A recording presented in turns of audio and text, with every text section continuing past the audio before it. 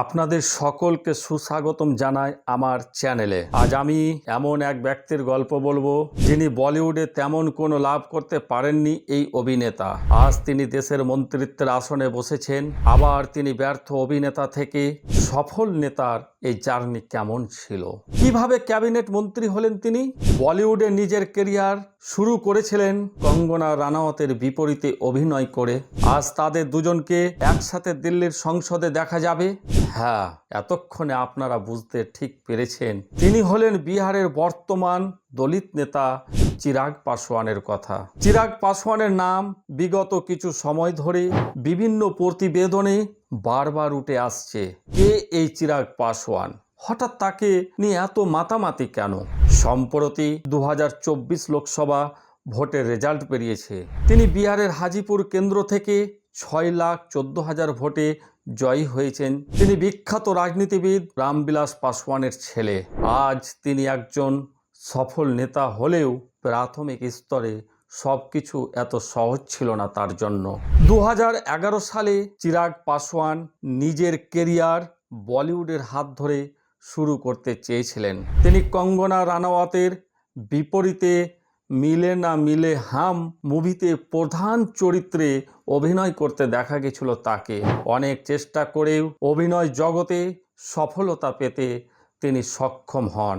এরপর 2014 সালে বাবা রামবিলাস পাসওয়ানের হাত ধরে রাজনীতিতে প্রবেশ করেন। সেই বছর তিনি জামুই লোকসভা কেন্দ্রে জয়ী হয়েছিলেন। এরপর 2019 সালে পুনরায় ভোটে দাঁড়িয়ে জয়লাভ করেন।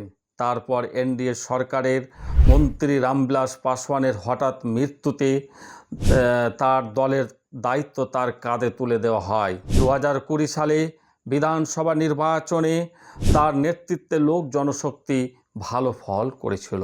ফলে বিহারের একজন তিনি গুরুত্বপূর্ণ দলিত নেতা হিসাবে প্রতিষ্ঠাতা লাভ করেন। এরপর 2021 সাল থেকে শুরু হয় কাকা পশুপতির সঙ্গে রেষারেষি। এই কঠিন সময়ে মাত্র একজন সাংসদ চিরাগের পাশে ছিলেন। কোনো বিধায়ককে নিজের সমর্থনে তিনি পাননি।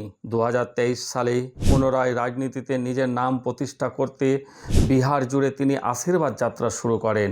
এরপর বিজেপি সরকার তাকে এনডিএতে স্বাগত জানায়। 2024 লোকসভা ভোটে তিনি মোদী সরকারকে সমর্থন করার সিদ্ধান্ত নেন। এই কারণে কাকা পশুপতি কুমারের সাথে বিবাদ চরমে পৌঁছায় চিরাগ পাসওয়ানের সাথে। ফলস্বরূপ লোক জনশক্তি পার্টি দুভাগে বিভক্ত হয়ে যায়। বিজেপিকে সমর্থন করতে হাজিপুর লোকসভা কেন্দ্রে ভোটে দাঁড়ান চিরাগ পাসওয়ান। এই লোকসভা কেন্দ্রে তার বাবা 8 বার জয়লাভ করেছিলেন।